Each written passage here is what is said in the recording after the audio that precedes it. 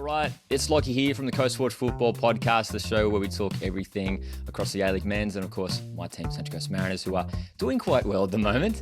And I've got a couple fans joining me to break down the weekend's action right now. Marty and Christian, guys, thanks so much for coming on the show. First of all, I do want to open up. I always like to sort of introduce the guests in sort of a fun, interesting way. So, Marty, if we want to start off with you, which team do you support and how long have you been following them? It's a bit of a silly question to ask, considering the jerseys in the background. Yeah. Well, yeah, let's just go with the Mariners. I've got their shirts just happen to be behind me. Mate, been there since day one. Went there game one, first out of the club championship, and just have grown to love them more every single year. So emigrated from England when I was 11, being a big Tottenham fan, as you are yourself. So don't hold that against us. But yeah, look, it's a community club, and they've been growing on us ever since. So yeah, it's best stadium in the world, and grown to be one of the better teams as well. Absolutely. And how about you, Christian? Who's your A-League team of choice? Just to clarify, you both are Tottenham fans? Correct. Oh boy, bad start. I'm a Chelsea fan, so it should be interesting. Yeah, but yeah, no, I'm obviously an Adelaide United fan. Been supporting the club since what's that? Probably 7 years old, something around there. So it would have been about 2009, around there. So yeah, Sergio Van Dijk, Travis Dodd, that sort of era, got into it, and then since then, yeah, I know a lot of people who've been involved with the club over the years and stuff. So yeah, it's been really interesting. And yeah, 2016 championship was a real highlight, and yeah, not a good start this year, but yeah, I guess we'll get into that later. Yeah. Yeah, well, actually, we could probably touch on them straight off the bat because we'll run through the weekend's games from round 5. And, you know, it's interesting seeing how the league is starting to take shape now, the A-League men's competition, which has been so competitive so far this season, and already some maybe some surprises that we've seen so far. But yeah, we will start with that Friday night clash, Western United picking up yet another 1-0 win. It seems all Western United want to do this season is win 1-0. It's the fourth consecutive 1-0 win, and they did it against Adelaide United. Christian, if you want to open it up, you know, from an Adelaide fan's point of view, where did it go wrong for you guys? Because I thought you guys actually did pretty well in this game. The chances just, you know, weren't able to finish it off. Yeah, I think the first half, Lockie in particular, was a bit of an improvement on what we've seen in the opening 4 rounds. I think they just had more variation in what they were doing. It wasn't, you know, Adelaide, they often like to play a midfield where they have, you know, one holding number 6 and then 2 more advanced midfielders at 2 10s, and they kind of just run it back all the time. And it's kind of like you're watching and thinking, okay, I mean, that's great, but you know, it'd be nice if we just had a little bit of variation here to try and get out and try and get, you know, the ball into our dangerous players, into Goodwin, into Halloran out wide. And they did some different things in this game. I thought it made it easier. It was better. But you know, as you I think you touched on there, like they're just not really getting clear-cut opportunities in the final third at the moment. And yeah, they're conceding some silly goals as well. I think if you look at the goal Western scored in this game, there's probably 2 occasions there in the lead up, you know, 50-50 balls that they should win Adelaide, and then Western just get out. It's a nice little move by Connor Payne and a good finish. So yeah. Mm-hmm. Yeah, and it seems like Western United really have a good game plan when it comes to, you know, heading into these games. They've got a really, you know, Leo Lacroix at the back has been fantastic so far this season. The defensive structure they have is just sublime, and it's really working for them at the moment. And it's going to be really fascinating to see Western United take on Melbourne Victory next weekend. A question I want to ask you as well, Christian, just to stay on Adelaide United, is specifically in the striker department. I think Carl Vert touched on it in his post-match press conference, or we've heard some talk about potentially a striker coming in. Do you feel that, you know, the likes of Cassini, Yengi, Toure, George Blackwood, are these the guys to lead the line for Adelaide United? Or do you think now it is apparent that it's necessary that Adelaide United bring in a top-quality striker? Well, the funny thing is that Adelaide fans, we've been having this debate for about 15 years. So, you know, I think the closest we got to this was probably 2 occasions. It was probably Sergio Van Dijk and probably Bruce Schuster. Those were probably the 2 players that we've had that were closest. But even then, I mean, we've been crying out for like a best up Borussia type striker for years. And I think I was always optimistic about Cassini Yengi this season. I think he's a great player. I think he's got a lot of great attributes. But he does have some injury issues. And even Mohamed Toure is great. He's got a lot of excitement about him, but he's not the finished product yet. You know, you've got George Blackwood, who's been in England, and I think he's probably evolved as a player from what he did over there. But again, there's no guarantee. I've kind of mentioned this word a lot. There's no kind of guarantee sort of guy you can put up front and he's going to get you, 10 to 15 goals. So yeah, I think they will look in January.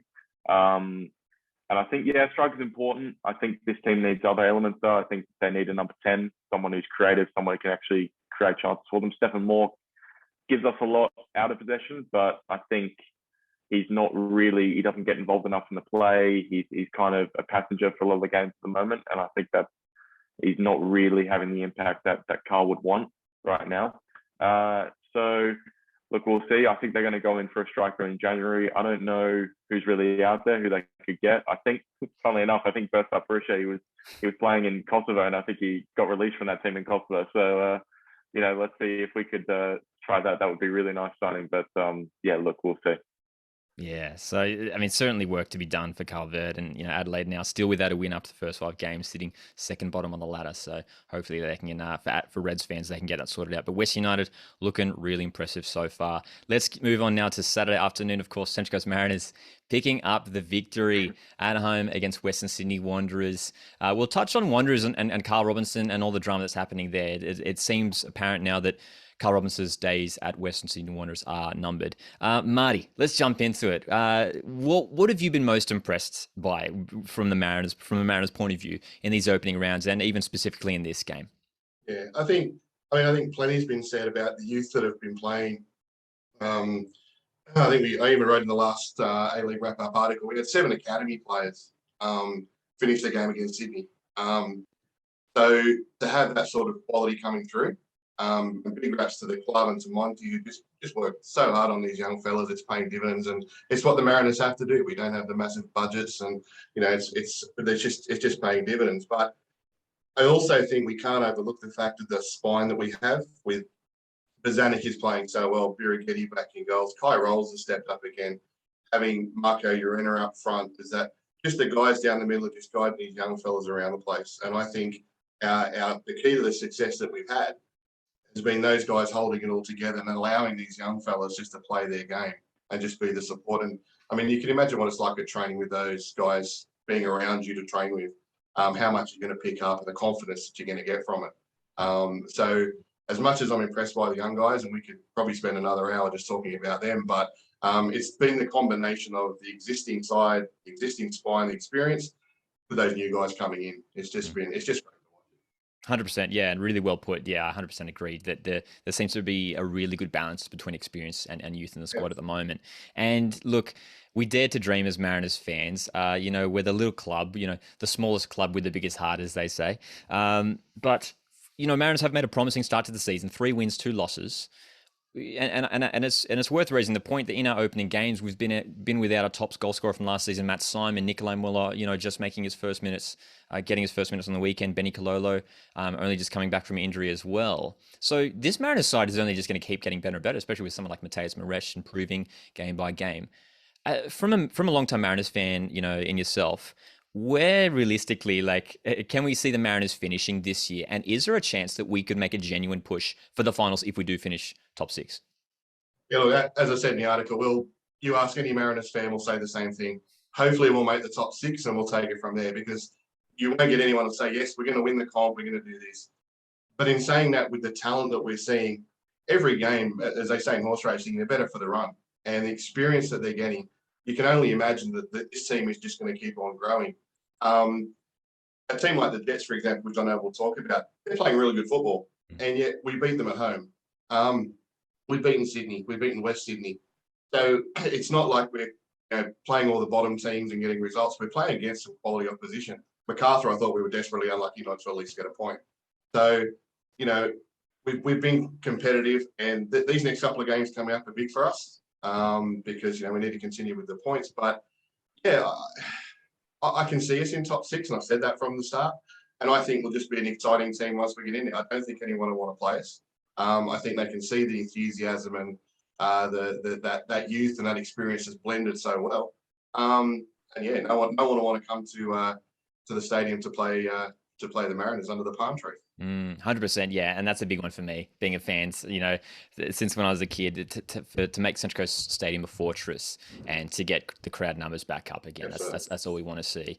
Just need to lower the temperature a little bit, mate, because it was really hot yesterday. It was sweltering. It was sweltering at Central Coast Stadium. But of course, we should touch on Carl Robinson and the Western Sydney Wanderers. And Christian, I'll throw it to you. I mean, what have you made of the Western Sydney Wanderers so far this season? I mean, 1 win, 2 draws, 2 losses. They got knocked out of the cup, but the pressure's mounting big time on Carl Robinson. How soon is it? Do they have to turn things around sooner rather than later? Are you Robbo out at the moment?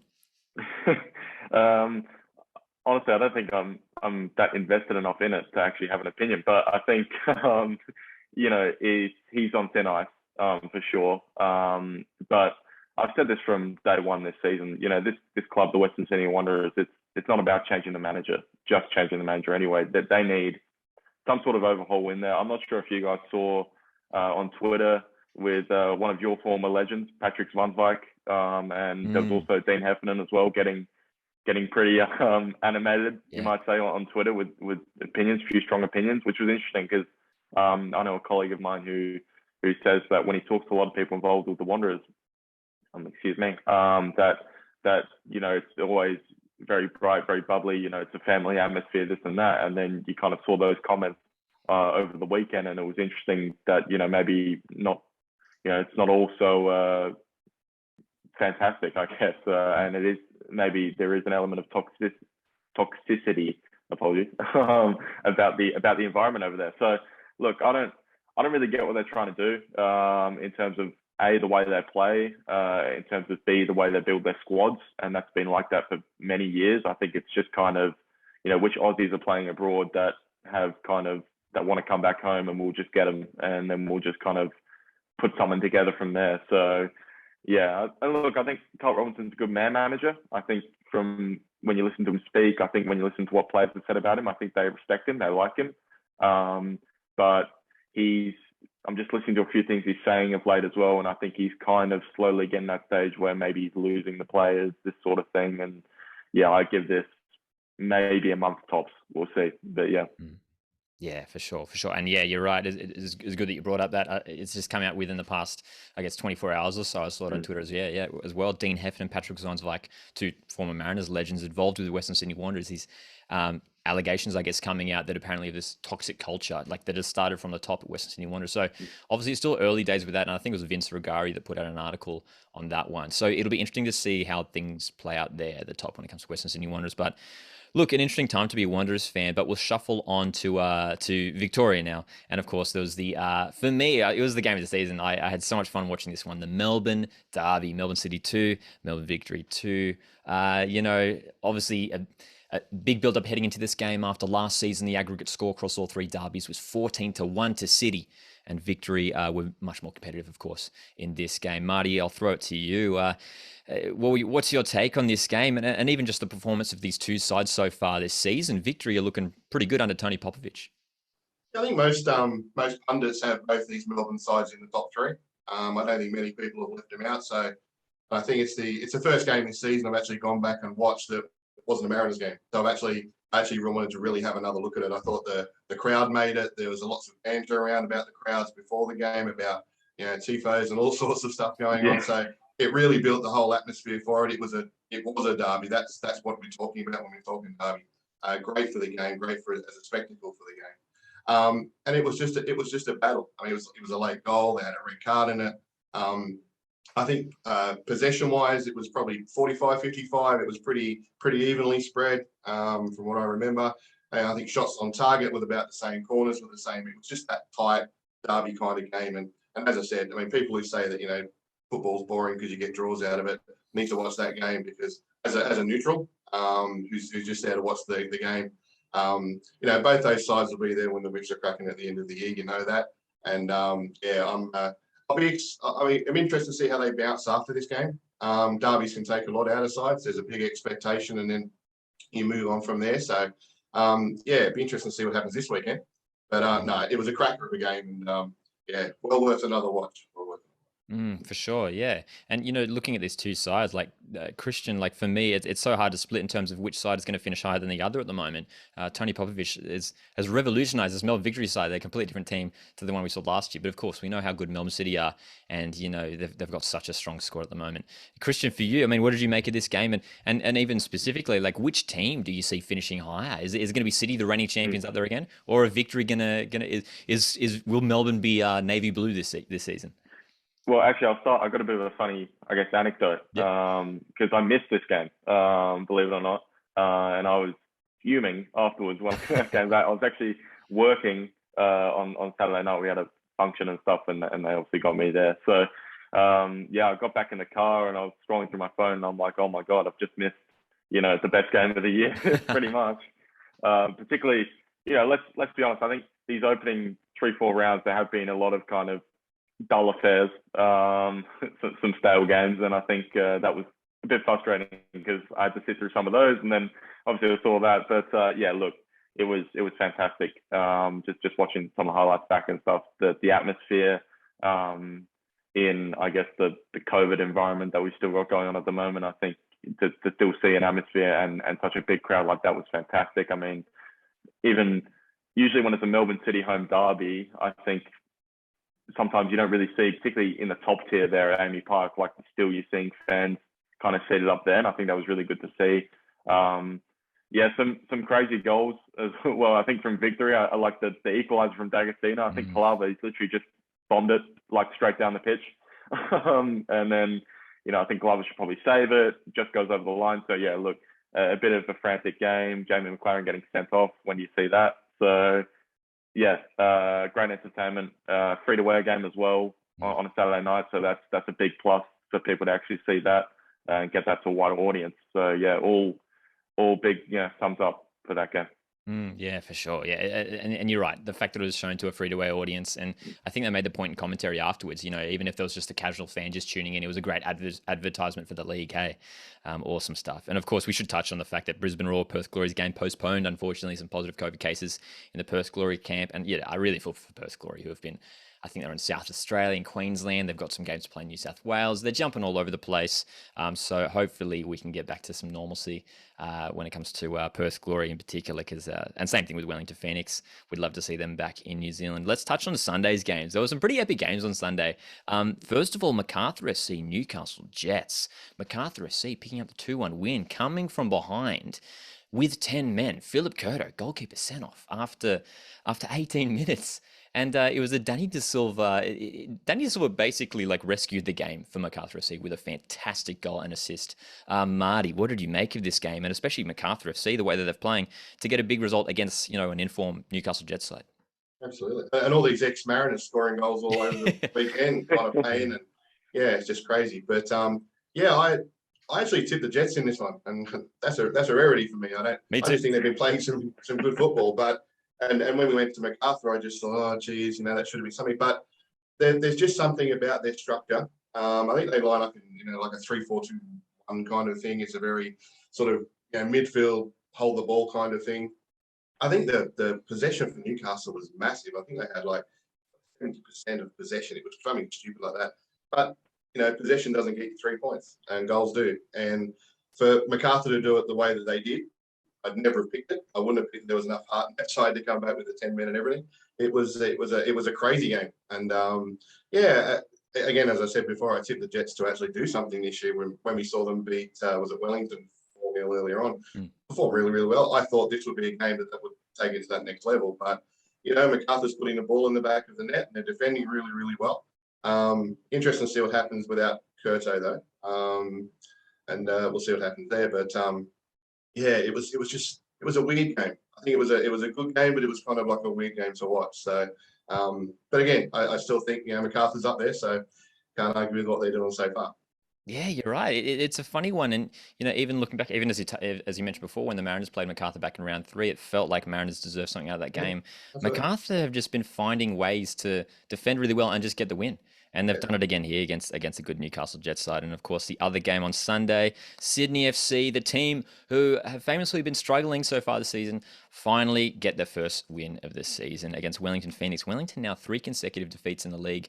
They're coming up against the Mariners next weekend. Christian, Sydney FC, I mean, they've finally turned it around. You know, what was going wrong for them for Sydney FC? It was an important win for them in this game, wasn't it? Yeah, I think Luke Bratton's injury, we can't overlook that. I think that's been a big loss for Sydney FC. And I think it's more because not so much, I mean, of course, losing Luke Bratton is a big deal with his quality, but I think it's more Anthony Caceres having to play a lot deeper than what he would usually like to operate. And I think Corrigan rightly made the decision to move him further up the pitch in this game. And I think they were far bigger threat. I think Elvis Kamsoba, he's always been a type of player who's been a lot of huff and puff with no end product, but I think now he's actually starting to find end product, which is really good for Sydney FC, and I think scary for the rest of the league because I think he can be a really dangerous player in this competition. Lafondra on the score sheet, so yeah, look, it's a good day for Sydney FC. You had the youngster Patrick Yazbek starting in midfield as well, so look, they'll be happy with it. Wellington, I'm not too sure what's going on there, particularly defensively. You know, that first goal by Kamsoba, ball kind of just goes up in the air and everyone's kind of standing around and watching it, which was really surprising because I think, Ufuk Talay's really built this team on a really solid defensive platform throughout the time that he's been there. So, yeah, look, I think that Newcastle result was more just how good Newcastle were on the night as well. But yeah, it is a situation to keep an eye on, I think, Wellington at the moment because, with the COVID situation and then having to play in Wollongong and stuff, that's always going to be lingering. So you compound that with some poor performances and, it starts to slowly unravel. But yeah, we'll just keep an eye on it, I guess. Yeah, you're right. It's concerning for Wellington Phoenix, who made a decent start to the season. They picked up a draw against Macarthur, beat the Mariners, and people thought, oh, okay, they're not going to pick up the wooden spoon because I don't know about you guys, but I called Wellington Phoenix to pick up the spoon. I just thought their squad was undermanned. They lost so many big players, but a couple losses here. They're still in the FFA Cup, Wellington Phoenix. They got a big win last week in the Cup, but yeah, they're going to have to turn it around, and they've got a tough game next week against the Mariners, as I mentioned. But let's go through some quick tips. We'll just do some quick fire tips, so we don't have to dive into it too much. Just some initial impressions on some of the games coming up next round. So we'll just go through one at a time. I'll go Christian first, and then we'll go to Marty. And so we'll start off on, we've got 3 games on Boxing Day. Newcastle, Western Sydney Wanderers. It's up there at Newcastle. Christian, who's winning this one? We'll go 2-1 Newcastle. And Marty? Yeah. I'm going the Jets 1-0. I'm going the Jets 1-0. I'm backing it too. I'm gonna say Jets 2-0. And I reckon if that is the result, that could be the last game in charge for Carl Robinson. I'm calling it now. Well, I think they play City the week after, so Melbourne City. So I think, could be in trouble. Yeah, the writing is on the wall for the Wanderers coach. A huge game on Boxing Day night, 7:45 p.m. kickoff. Melbourne Victory taking on Western United. Christian, does Tony Popovich does he reign victorious over John Aloisi? Yeah, I do think so. I think 2-0 victory for this one. And Marty?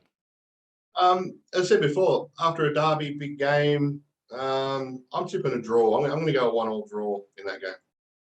I'm backing that too. Yeah, I think West United just really solid defensively, but I mean, the only side to have scored against West United has been Melbourne Victory so far this season.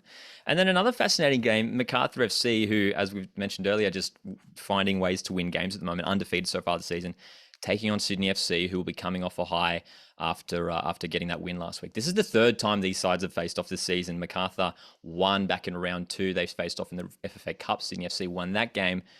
Christian, who's winning this one, Bulls or Sydney? I'll go 1-1 draw for this one. And Marty? Well, I think Sydney by a goal. I think Sydney might just step up. I think they might just have the calibre up front that'll help break Macarthur down. So 1-0. Sure.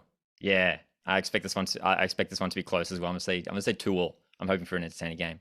And then, of course, Central Coast Mariners is their 3rd consecutive home game, taking on Wellington Phoenix on Monday 27th. Should be a good one. Christian, who's winning this one?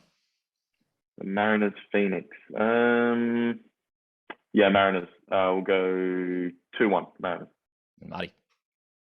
I'll take a 1-0, but I think we might get a few more. I think we might open up. I think we'll go 3-0 for this one for the Mariners. Nice, yeah. I'm gonna say 2-1 as well. Wellington Phoenix always seem to be a tough side. They did defeat us at home last season, so we'll see a bit on the back of this current form. You know, Mariners a couple wins, Phoenix with a few losses now. Yeah, I'm gonna back the Mariners for a 2-1 win as well. And then the last game, Brisbane Roar taking on the reigning champions. Brisbane struggling so far this season. Didn't play last weekend. They need to win, but they're coming up against a top side in Melbourne City. Christian, Brisbane going to finally get the win in this game? No, I'm going to go 2-0 City for this one. And Marty? They're still wary, but I think I just don't think Brisbane have been playing well enough. There's just not enough there. So I'm taking City 1-0 in that one. Yeah, likewise for me too. I'm going to say 2-0 to City. It's there's massive games over round 6 in the A-League men's competition. We can't wait for it. It's mouth-watering stuff. And guys, thanks so much for featuring on the podcast this week to help me break down the games and look ahead to the upcoming round. I really, really appreciate it. So guys, thanks for checking out this episode of the Coast Sport Football Podcast. If you want to keep up to date to everything, make sure you stay subscribed to the socials, and you can do that by heading down into the description wherever you're listening to this podcast. Have a fantastic week and a fantastic Christmas. I'll see you guys in the next one.